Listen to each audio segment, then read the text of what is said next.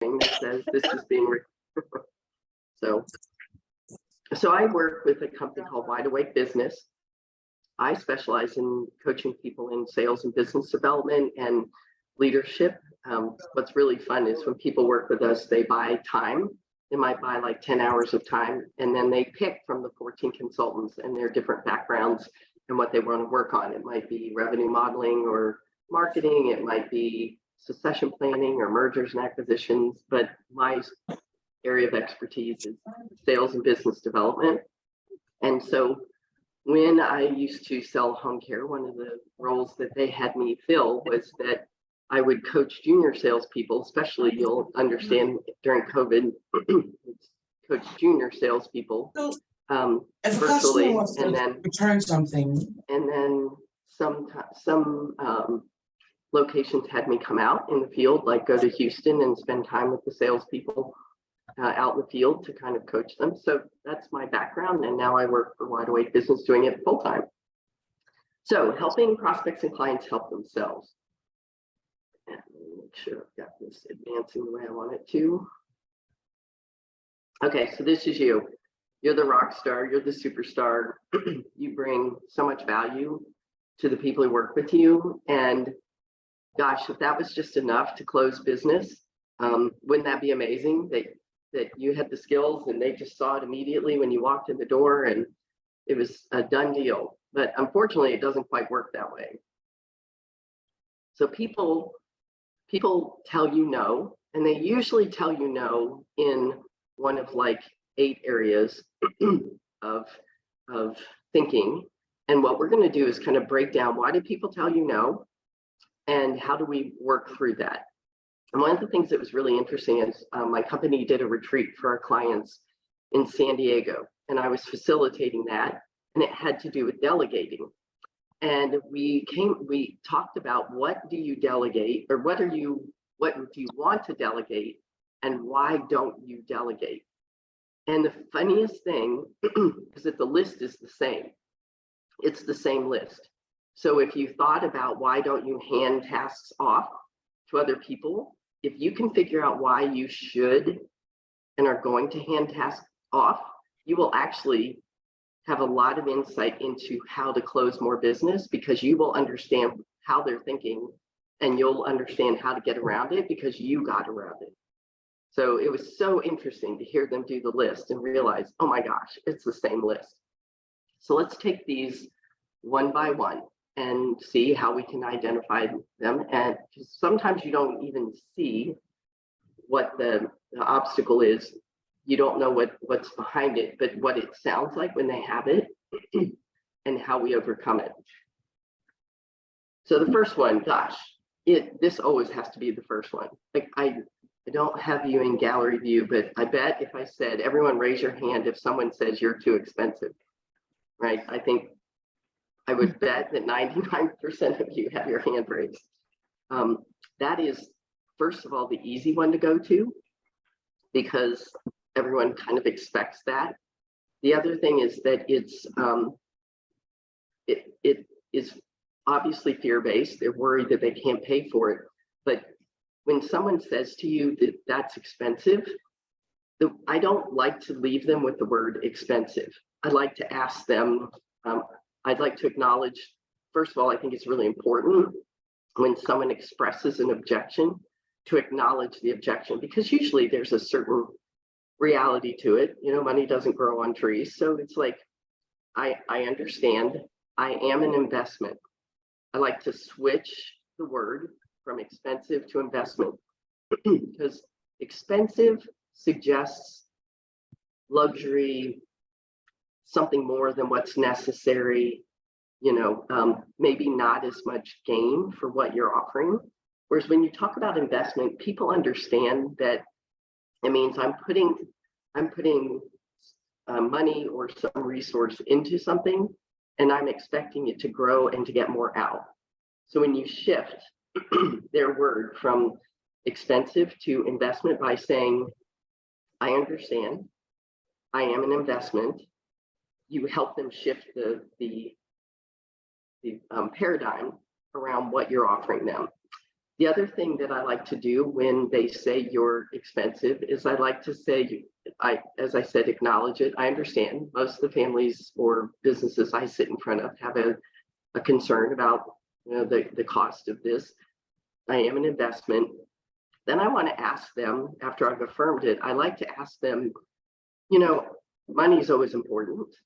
What are other things that are important to you about what you might gain from this experience?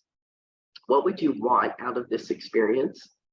And have them list the things that they want to get. When I sold home care, I would say, I would expect that when they said, home care is expensive, home care is an investment. That's always true when I've met families. What else would be important to you about a home care company? And they would say things like, well, we want to have a caregiver that we know is vetted and that we can trust. Someone my mother likes. Someone who is a good fit for my mother. Someone who has the skill level that my mother needs. Okay, so here's the other piece to creating the idea of value over price is if you were going to, you ask them, if you were going to put those things in an order and start with the thing that's most important to you, what would that list look like? 9 times out of 10, that list is not going to have cost at the top.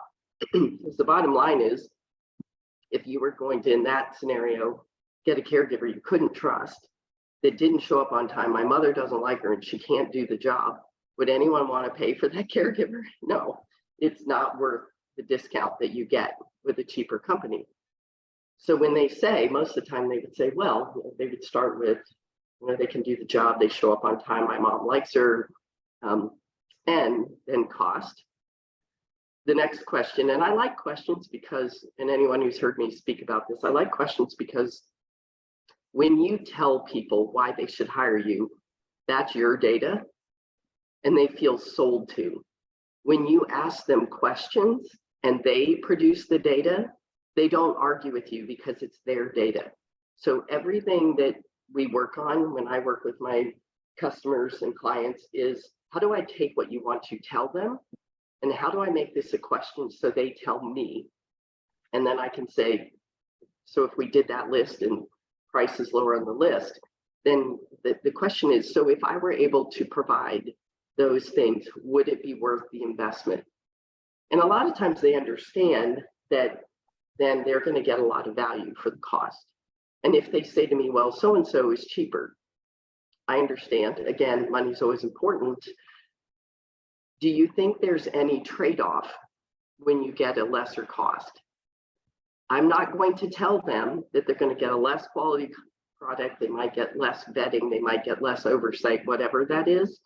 But you and I know that when something is cheaper, it usually means the quality is less. But I don't want to tell them that. I want to ask them that. So I say, do you think there's any difference? Where is the trade-off? There's usually a trade-off when something costs less. Where do you think the trade-off might show up? That's a great way to help them realize that they're getting less value for their money with these cheaper products most of the time. The second one that I find is a really big one that doesn't get addressed enough is that when someone hires you, they're usually making a change in their life. It could be that they had a provider who they've had for a while and they're not happy with the provider.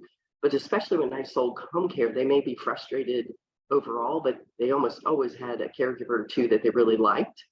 And they were going to have to lose those people, or they had to face having a difficult conversation with someone.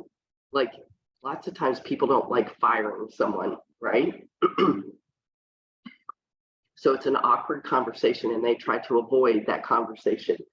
So if someone says they're considering working with me, and especially the change could be they're unseating an incumbent, so to speak. It could be that they used to do this task themselves and they're going to give it to you. We're going to talk about that shift of control a little bit. It could be that this is part of their identity. So that's a shift we're going to talk about. Sometimes, like especially if you're maybe like in an IT world, you're asking someone to go through the pain of taking the system they have that's not working perfectly, but it's working. And now we're going to have some, so to speak, downtime while we go through the transition and everyone learns the system. This has to be addressed in any time that you're working with someone about what do you think you will need to do? What changes will have to occur in order for you to work with me? I want them to talk about these things now, because you're going to hear me say this. And again, anyone who's heard me speak knows that I'm a big believer in every single deal that you have has snipers in the trees. There's no point in pretending they aren't up there. So the quicker you can identify them and get them on the ground and start taking their weapons off, the quicker you can close a deal and make them, give them what they're looking for and make them happy. So the cost of change is an expensive cost, and they often don't even think about it. But when they start considering making the change and what it's going to cost them to have downtime, and I'm looking at Debbie and thinking, I bet Debbie has that problem when she's talking about having someone switch systems. They're like, how much time is this going to take? Are we going to have phone service? Are we going to, how disruptive is this going to be? Talk them through it now. At this point, how are we going to manage this change? What are your greatest fears? What changes do you think are going to be necessary? And if I were talking about unseating an incumbent, I have them work through what that conversation sounds like. And a lot of times I would say, if I were your current customer, I would do everything I could to keep you. What do you think they're going to say to try to keep you? And I had one woman say, it doesn't matter. I've asked for what I wanted. They didn't give it to me. I don't want them to try now. No, but I'm not. So I think it's important to acknowledge that piece, because there is a cost to the change. And if you can talk them through, like how will this conversation go with your current provider, that will get you way ahead of the game. That gets that sniper out of the trees and on the ground. Okay, our next one is lack of vision. I don't know if anyone feels like that's, lack of vision. A lot of times people are so busy trying to get away from the problem they're having, they actually can't see where you can take them. So they don't know everything you offer. Now in this setting, it's really tempting to tell them 40,000 things you can do for them. There are two problems with that. One is if you go through a list of all the stuff you can do, they literally can't absorb all that. I don't know if anyone else is like me, but once you get through a list of, once you've gotten to 4 or 5 points, I've lost track of them. I can't retain everything you're telling me. The other problem with it is, let's say that you can offer 20 things to them, but they only really need 3 of them. When you make the list, as you're saying them, they're saying no, no, no, yes, no, no, no, yes, no, no. And that keeps going. All they're hearing is a majority of no's. So when you go through a list of what you can do without understanding what they want from it, they may be hearing a lot of no's in their mind as you're talking. Ideally, like when I sold home care, someone would say, tell me what a caregiver can do for me.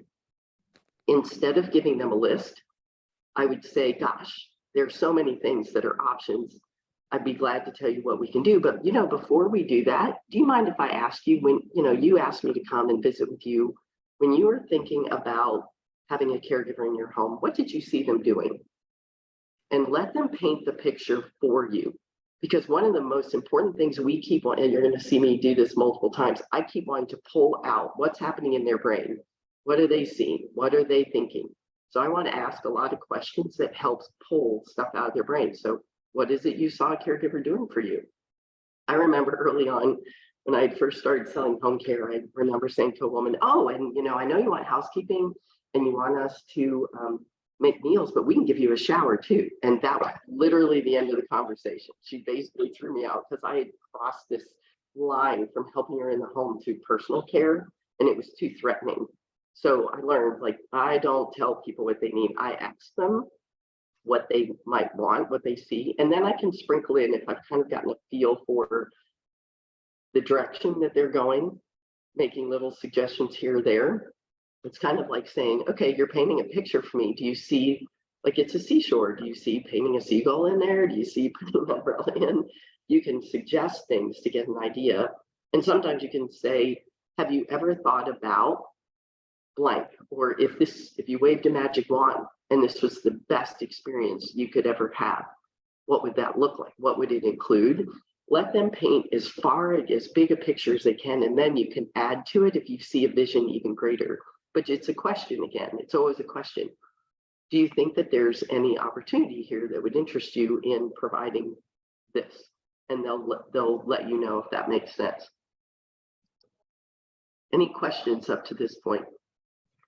And I can only see a few of you because I'm screen sharing. So there was a question in the chat. I don't know if now's the time to cover it, but Megan asked, is this more common with women? Because she was laughing and said that her husband seems to spend a lot of money on investments, but wondering if it's harder for women to grasp that concept. So which is what harder for women? Megan, sorry, I don't know, Megan, if you want to unmute and ask your question. yeah. Can you hear me? Yeah. So yeah, I just was, when you said that initially, I just, went back to like all the times my husband has, used that kind of validation, like it's an investment, it's an investment. And then I was thinking, do women not see themselves or their services or what they provide as an investment? Is that a different concept kind of? Oh, in other words, if you're the woman who's sitting in front of a potential client, do we not? Right. Do you not see yourself, value yourself as an investment? Yes, I think that that's incredibly, and it's funny, Denise is on the call and we talk about this all the time. There's kind of the concept of prostitute energy, and we're not talking literal prostitute, but when you think about like what I'm offering, it's not good enough. Like I have to, I'm not valuable enough. I have to give parts of myself away. I don't see enough value to hold that line and say, hey, I know I'm not cheap. I am an investment. But one of my biggest questions when I sit in front of someone is, and I was on a plane a couple of weeks ago, sat next to a guy who owns a construction company. They do roofs, they do additions, they do gutters and siding. And he was talking about the cost. And I said, okay, working together, because he was like, this sounds like, he just asked me what I did. And I told him, he's like, well, I'm really interested in that. So we talked for a while, and he was saying, well, yeah, he's kind of saying about the cost. And I said, okay, this is the rough cost of what it would involve to work with me for a year with your team. How many deals would you have to close you have 7 salespeople? How many deals would you have to close in 1 year to pay for me? It was 5. It was 5. So the question is, do you think that your team of 7 working with me every single week for a year could help you close 5 more deals? And again, I'm not going to tell him I think that'll happen, but it's almost impossible if these people are doing the work that you're taking them through to not close 5 more deals.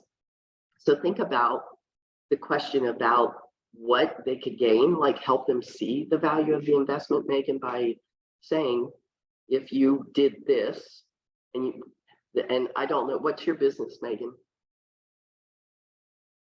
I own an advertising agency.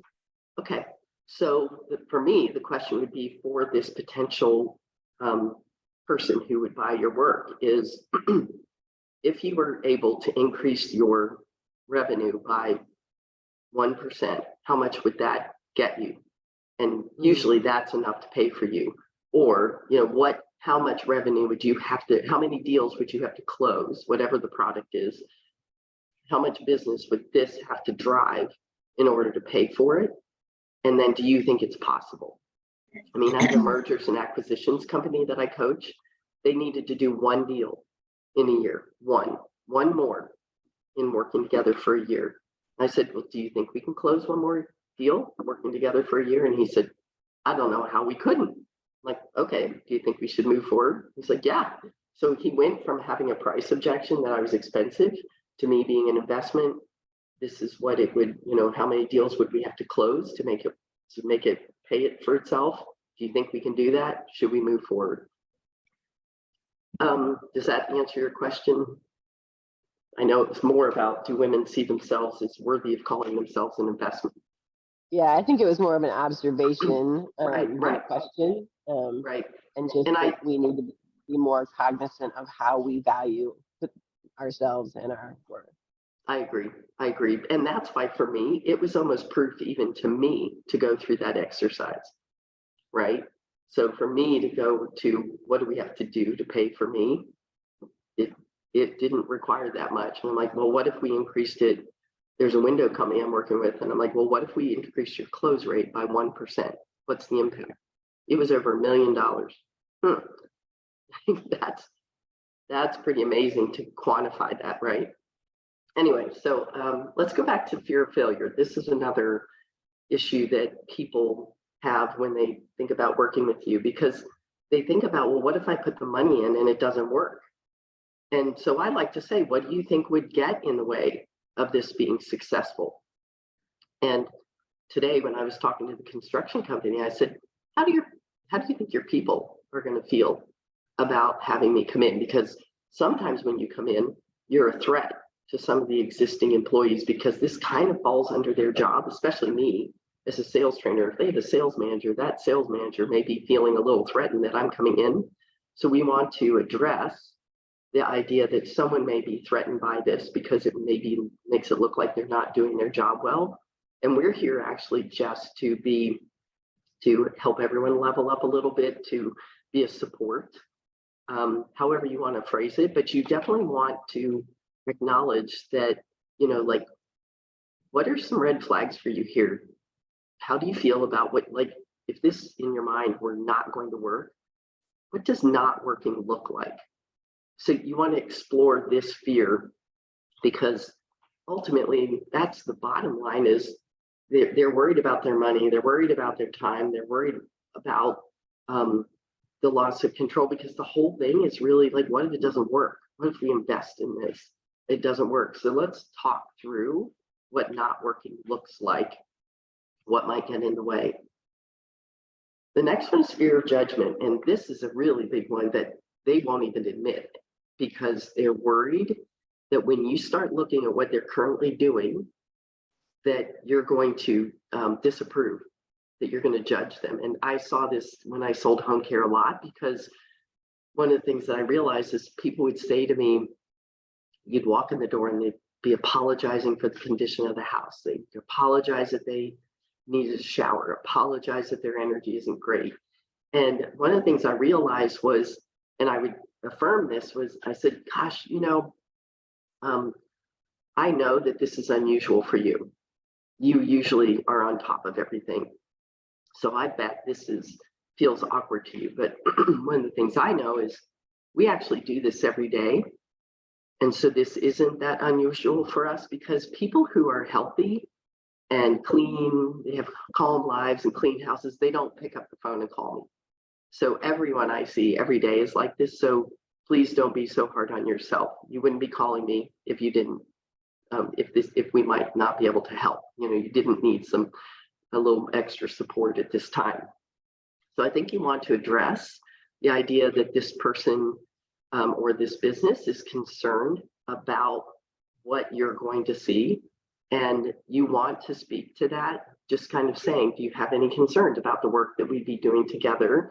And I like to tell third-party stories. I like to say, there was one business owner I worked with who was really hesitant to work together because she was afraid that we would see what she'd been doing and would be critical. And honestly, again, you wouldn't be calling us if you felt like this was something that you were completely comfortable with. And all of us need help in certain areas at some time. And we're just here to be a support and try to level you up a little or a lot. Tell me how you feel about exposing your books to us, exposing your processes to us. It's a really helpful thing to bring this out, because again, this is a sniper in the trees, whether you see it or not. So bringing up the idea of how do you feel about sort of opening your business or your life to us? Is there anything about that makes you uncomfortable? It can be really helpful to bring that out and let them voice that, because then you can, I'm sure you each have your own version of how you would talk through how it's not about judgment or criticism. It's just trying to help. That's why we're here.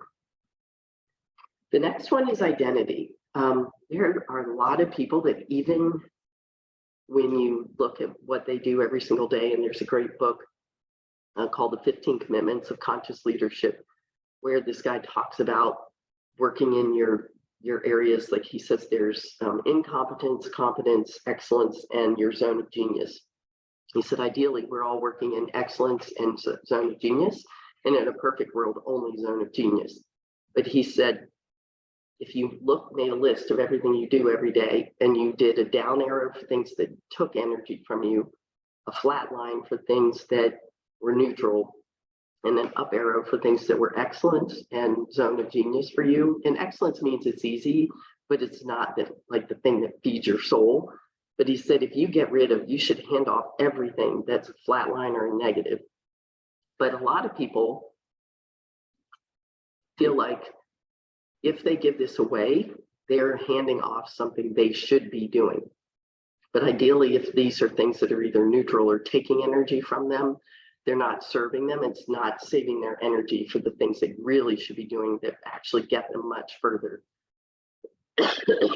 If I came into a home where I was talking to a family where the spouse, let's say the wife, was taking care of the husband, even if we had been addressing the husband and what his needs were, it was really important for me to talk to the wife about how she felt about having us there. And I used to say, what is it that's your big goal here? And most of the time it was that she wanted to keep him home. I'm like, okay, it seems like you've done an amazing job at taking care of him. What happens if something happens to you? And she said, this all falls apart. And I said, okay, so is this a luxury or is this an investment in you so that you can be here for him? So I realize that's a very narrow example of identity, but you want to think about when you're coming in and you're offering your product or your service, that this person may feel like what you're offering is something that they should be doing if they were capable, and that there's an issue for them about identity, about handing it over. So the question around this, to kind of flush this out, might be something along the lines of, how do you feel? Like how important is this job to how you see your role in this company or in your home? Sometimes people might hand over bill paying, and they may feel like, well, if I hand that over, shouldn't I be managing this money? Does this mean I'm not a capable person if I hand this off? So think about how handing something off might impact their identity, and talk through, how does this impact how you see yourself in your role as, it's having someone come in and do this or provide this. How does this impact your concept of who you are in this company or family? Okay, so this one is really important because I can't tell you how many deals have blown up because I didn't realize that there were people involved in the decision who weren't present. So when I'm setting up the meeting, I don't like to say who's the decision maker, especially with men. And I hate to make it sound that sexist, but if you ask someone who the decision maker is, there's a little bit of an ego challenge if they aren't the key decision maker for a lot of people. So getting them to admit they are not the decision maker can be hard because they don't want to tell you that, or their boss has asked them to be kind of the person to vet this, and they don't want to uncover that yet. So I often would say things like, is there anyone else who might be involved in making this decision at some point in the process? And then if they say, well, yes, eventually, I'm like, well, does it make sense to have them involved in this conversation? Because I would talk to a family member and I'd be talking to maybe the son, and he was like all on board, and this sounds like a great company. This is exactly what we need. And yeah, I think we should meet. And what I didn't know, if I didn't ask this question, is that his sister was making calls at the same time, and she was walking in a company, and he was going to defer to her. He was just trying to help. And so it really does help to say, is there anyone else who's involved in making this decision? And Do you think that they should be part of the conversation, and when? That will help you pull another sniper out of your trees. This one is important because everyone likes to feel this is like identity, but control is a little different. Identity is this is who I should be. Control is what if I give this to you and you mess it up? Like I'm used to handling this, and the idea that I'm letting you hold something that's really important to me is really bothering me. So I liked to ask, even now, how much authority do you want to have in this process? I've walked into places where people wanted to give me all of the control, and they were fine. They were like, please take it. I hate this part. This is not what I do well. Like, I trust you. Or they say, no, it's really important. I'd like to be kept in the loop on all of this, and letting them know that they have the ability to determine a lot of how much control is had by whom will make them, if they do want a lot of control, it'll make them more comfortable with the idea of allowing you in. Because I think a lot of times people are afraid that you're going to come in and take over, and that they don't get to have any say in anything anymore. And like I said, they may say, no, go for it. I don't want anything to do with this anymore. But it's a good thing to ask, because if they have a hidden fear of that, if you don't ask them, you're not going to know how much they really need to keep their hands in it. So like I said, there are always snipers. You definitely want to identify them. You want to get them out of the trees and get them on the ground and take away as many weapons as you can. And these questions are a lot of the ways that you're able to do that. So this is how I work with people to kind of help in just one lane to help grow their revenue. But one of the things I like to do at this point is ask people, tell me, like I like to play with this a little bit. If you were sitting in a meeting and you had an objection, what do your objections sound like? We can play with that a little bit. Because one of my favorite things is to role play it and like practice how you would handle it, because the more you practice it, either with your coworkers, with a friend, with a professional, the easier it is to have those words come easily to you when the time comes. Anybody? Oh, Denise, the sniper, being the sniper, the sniper.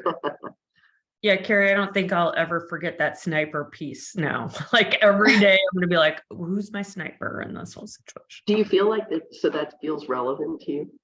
Oh yeah, Okay. every day. So what do you think, Sheila, your snipers are? And it's good to see you again. Hi. Hi. No, we're a digital agency. And so when I go in and I'm talking to people about their web application, their website, and if they're not the CEO owner, it's really interesting, depending on the size of the organization. A lot of times, if we're talking to the marketing or sales side, the IT department's the snipers, and we know it. And in trying to bridge that gap, and how do you provide that confidence to the IT department and make them feel heard and part of the conversation without alienating the person who's actually going to sign the deal. Yes. The other is 100%. procurement. So if you ever have to deal with procurement departments, if there's a procurement, so a separate department that's going to have the contract side, they're the other snipers who come in, because they'll always come in and say, I can get it cheaper. Mm. So they're always the ones, no matter what you've already negotiated with that decision maker, the procurement's always the other one that whenever we have to deal with procurement, it's just like okay, we got to get that conversation going and understand what their pain points are and what they're trying to achieve for the organization. So how do you do that? Because I'm struck by, as you're talking, I'm thinking, first of all, when you're meeting with like the CEO, saying, how does your team feel about this? Do you think there's anyone on the team who's going to have some struggles or like to have some objections to our being here? I like to ask that as kind of a blanket question. And that way you can kind of get a sense of who is going to be struggling with this. I also like to, I would bet, Sheila, that you have examples. And like I said, I like third-party stories, because one of the things that's really important about a third-party story is you could say, Sheila, you know what? Your procurement department may have an issue with this, and here's why. And this is what my concern is. And one of the things about when we talk to people is, especially when you're trying to help them, we don't want to trigger their reptilian brain. The reptilian brain says, I'm in danger. There's a threat here, so I have to put a wall up. So we want to do everything we can. Those softening statements help. One of the things about third-party stories is if you were talking directly to this person, you may be triggering their reptilian brain. But if you say, you know, one of the things I've noticed in other companies I've worked with, to use your analogy, and what you've done is instead of having the vision, the eyes looking at this person, you've taken the eyes over here. And Right. I don't know if you can see all of my arm because I've got you on gallery now, but you take their vision over to the side. So there's no perceived threat. Their Right. reptilian brain is not being triggered, because you said other companies I've worked with have noticed that sometimes procurement can struggle with this because, and you fill in the blank, you say, do you think that may be an issue here? So it's a very gentle way of posing the idea, but you've done the third party story, so it doesn't feel like it's a threat to them. So I would be tempted to use a third party story in that setting, saying, you know, I have to confess, other companies I've worked with, procurement has struggled with this for these reasons. Do you think that may be a struggle for here? Yeah, the other one in our space tends to be any audits. So when you start to get into the size of companies who have auditors and whatever internal controls, so really gaining an understanding what those internal controls are and how it might impact what you're trying to accomplish, because those are other snipers out there that can bring in. And then if you're doing anything around security, anybody dealing with anything that might be security touched, even having access to information, how would the security department feel about me having access into these things? Yeah, so that feels like a similar format, you know. Yeah. And I think you just keep going back until you say, are there departments that you think, individuals or departments who maybe have a struggle? One of the things I've noticed is procurement. One of the things I've noticed is audit. One of the things I've noticed is security. You go to each one of them, because again, you are literally plucking snipers out of the trees, and you do it based on your experience. And the beauty of doing this long enough is you kind of get to where you've seen almost all the snipers. But one of the questions I always like at the end is, you know, what question have I not asked you that I should have? Because you may not have anything on your radar. Another one that the woman who coaches our company, because I think every coach should have a coach, and the woman who coaches our company, she likes to say, what flags do you see, red, green, or otherwise? I like that one because that flushes out, is there a concern I'm unaware of? Is there a value I haven't connected to that you're seeing and I haven't even realized this is valuable to you? Or is there some other thought floating out there? So I love that. Like, what flags do you see, red, green, or otherwise? It's so broad, but it captures so much.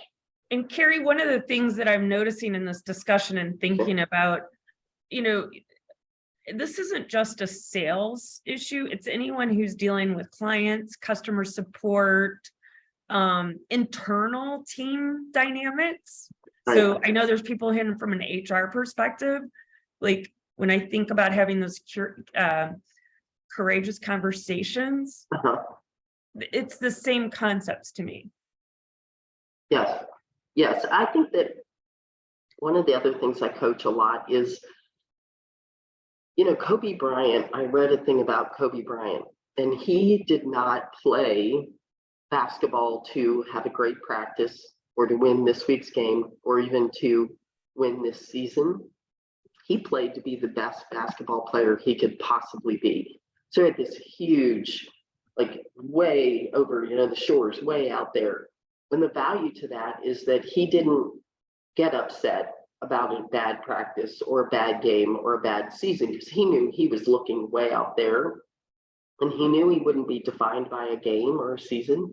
It would be who he was across the board, right? And it helps you navigate the waves that come, because all of us know, no matter what you do, there are times when business is down, times when businesses are up.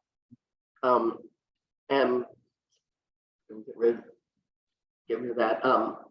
And if you can ride the wave of that and not emotionally get pulled into it, you're going to have a lot more bandwidth for the things you really want to do. Be there for when, catch the next wave and not sink as low down with the ones that go down. I remember when I sold home care, we had a week where we hit our highest numbers, and the next week 12 people either moved or died. And it was like, I didn't start sucking at my job overnight. I just had a change that I couldn't control, and you just have to keep doing what you do. But I think that, to your point, Sheila, if you can come in, I like the saying, being unattached to the outcome. I know I'm successful. I know I'm going to be successful. This deal today isn't going to define me. So I'm just going to be curious when I'm in the room, see what they need, see if what I have to offer is helpful, see if their priorities meet what we can do for them. And if not, I'm going to connect them with what I think would be a good resource. If you can float in that space, it's very scary, because you are going to have deals that aren't fit for you. But for the most part, you're going to create so much trust that sometimes I got more referrals from the people who didn't hire me, decide to go a different direction, than the ones who did, just because they were like, hey, you can trust her. She's just really going to listen. She's going to give you honest feedback. And if you're fit, it's going to work. And if it's not, she's not going to beat you up. So that's like, I always said, do you think Jeff Bezos ever walks into a room and is trying to sweating over closing a deal? I bet he doesn't, because he doesn't need to, right? I can see Michelle going, nope, he doesn't. And I think that that mindset, and we know that in communication, only about 8% of what we communicate is with our words. Everything else is your energy, your body language, your tone. So if you can manage all that and come in calm and confident, and you're not pulling at them, everyone, I noticed, at least when my numbers were down and I was feeling like maybe I really need to get the business, that I came in with an energy that pulled, and I know they could feel it. But if I could get my head into a space of, I close business every day, I'm very good at what I do, I believe in our company, everything's going to be fine, my energy showed up very differently. And I think I saw a question about small groups. I have one on Zoom, and the small group coaching I do is I have one on Zoom and one in person. So if you want more about that, I'm going to throw in the chat my telephone number. That may be an easier way to do it. She has an event later this month too. It's She Leads Up. So make sure to put that in the chat too. Or I put Carrie's LinkedIn handle in there too, if you want to connect with her, if you're not already connected with her too. So we have what we call a women's leadership salon. We teach business skills, we teach leadership, and we focus on 3 areas: building your skills, building your team skills, and building your legacy. So it's next Tuesday at the Missouri Athletic Club in De Pere. We start at noon, we do a small training, we go have a buffet lunch, then we come back and do 2 or 3 more trainings, and then we end at 4 or 4:30 with a happy hour. And we have a conference room, and then we move over to the 1903 bar, and we have a happy hour where you can network with people who are in the group. It's $149, and it covers your meal, your drinks, and your training. So if you have any interest in that, I'll put that in the chat. But like I said, it's Tuesday, 12 to 5. So if you are interested, just let me know, text me or call me. But what other questions do you have? I'm going to look through the chat real quick, because I didn't get a chance to looking at all that. And thank you, Nancy. I appreciate that. Yes, I've heard a lot about you. We'd love to meet you. I have a comment. This is Michelle Petralia. And I think this might help everyone in general, because I thought it was really insightful. One day I had a regular customer. For those of you who don't know, my company name is Celebrator Style, but I've also taken assistant manager position at Selma Intimates. We had 5 stores. We're down to 1 store now in St. Louis, only located in West County Mall. So this customer had followed me to Chesterfield, and she was standing there, and I knew she was retired. And so I said, I said, what did you used to do? Because I said, you're retired now. And she says, yeah. She says, I worked for Deerbergs. And she says, I was in there. She goes, I'm a union gal. So she said something about a steward. She probably, I guess, worked with all of the people that came on or what have you. And she said, so then we were exchanging, and I said something about, for those of you who know me, those of you who don't know me on this call, I have customer service running in my DNA so deep that I have been told by my superior currently that I'm going to have to practice how to pull away, like how to let the customer go and delegate it to somebody else. And I struggle with it because I just always see it as an opportunity, and customer service has really waned. And where I think this ties into Carrie's talk today is that this woman said to me, I told her, I said, one of the problems, and I knew I was going to have it when I transferred here, and this is the only store in town now, is I believe that Soma has two models. I believe they have a boutique model, like an Ann's Bra boutique that's in town here in St. Louis. But I said, I also believe they have a model that's the mall model. The mall model, though, the problem is when I get a room that's full, we have 6 rooms going at one time, and I've only got one of me, or there might be 2 of us, it's very difficult to give her that attention. Bra fitting, bra consulting, bra styling, undergarment styling is a very intimate experience. So I describe it as putting a hula hoop. If I placed a hula hoop around all of you, I'm in your space. I'm right there with you. And so I have to develop that trust really quickly, right? And suggest, like Carrie said in her talk today, versus telling you what you need. But there's a lot of learning about you. You learn from me things that you've never even learned, you've never heard of. I can really say that.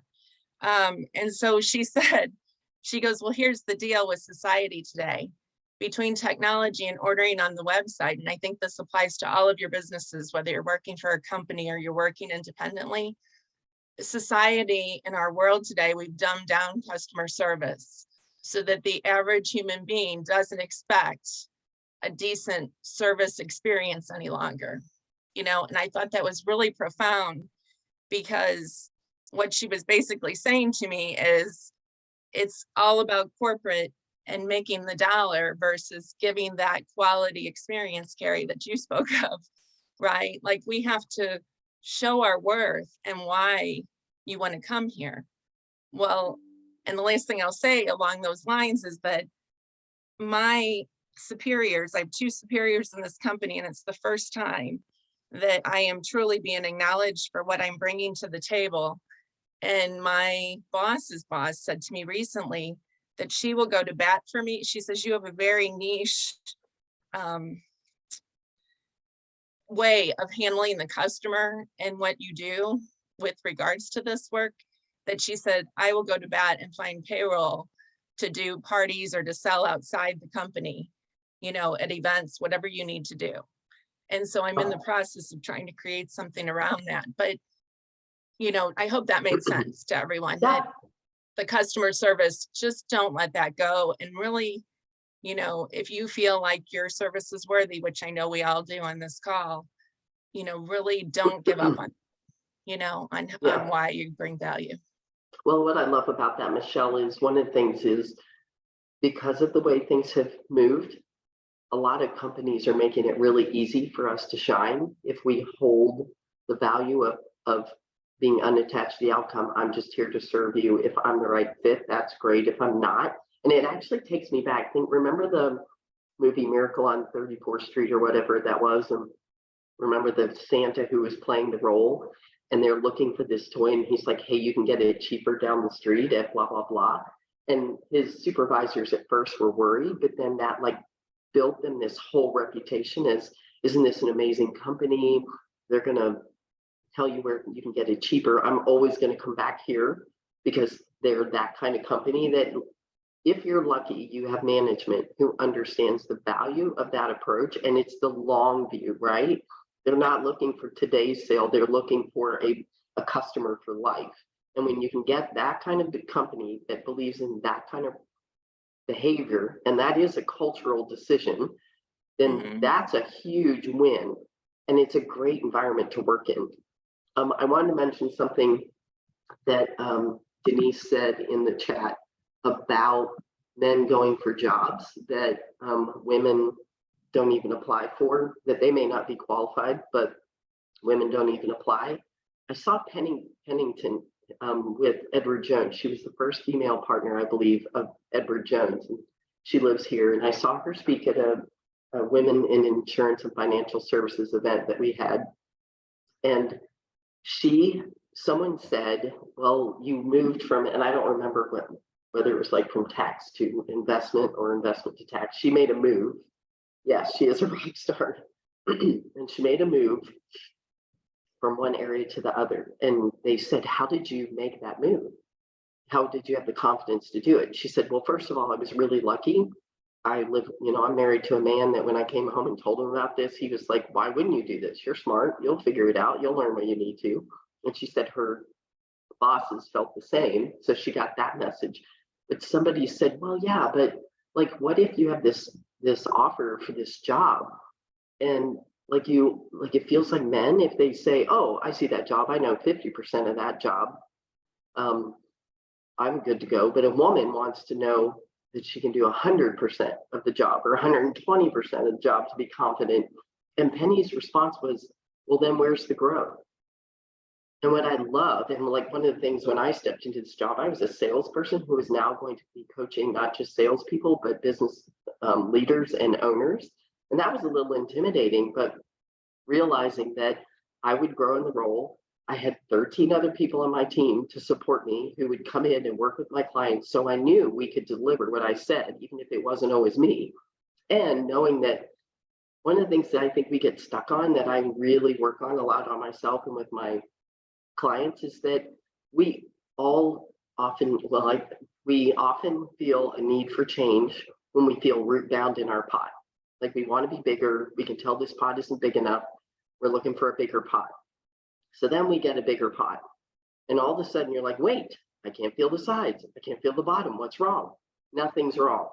You're in a bigger pot. Nothing's going wrong. So all of this is natural. This is the space that you need to become the next version of you. Don't be afraid of a bigger pot. It does feel different though. So anyway, Carrie, any last question? Yeah. Carrie, how do you then encourage companies to be open to that approach? In today's job market, we hear that there's not enough people, but there are people who are looking for jobs for months and months and months because the laundry list is long and companies are so particular that, they want people to come in with 110% of the required and 10% of the preferreds. They keep looking for the unicorns, Right. which kind of runs counter to that, even though what has been shared on this call, I think is really important, especially because the world is changing so quick. If you get 100% today, it might not be relevant tomorrow. Right. So what's your suggestion there? I think that it's really important to look, like I said, at a business culture to see if it's a culture that values growth. Invite everyone who has to go, that values growth. And I think that part of the question would be like, how do you develop your people? How often do you hire someone who doesn't presently have all the skills that you want them to have, but you see the potential? You want to get a feel for what their desire for growth is. And I feel like I haven't been out there looking for a role, but I do find that I'm hearing that there are fewer and fewer people for the job. So it's hard for me to imagine that even if they say they want a unicorn, that they can find the unicorn. So that may be the question. Like in a perfect world, I think if I were interviewing, I'd say, in a perfect world, I understand that you would like to have somebody come in the door who has all the skills already that you want. I'm not sure if you're finding that person. How, what is your threshold for someone you would bring in? What kind of development opportunities do you have? How much does your company value growth? Because you're actually pointing an arrow back to them about saying, are you a company that values growth in their employees?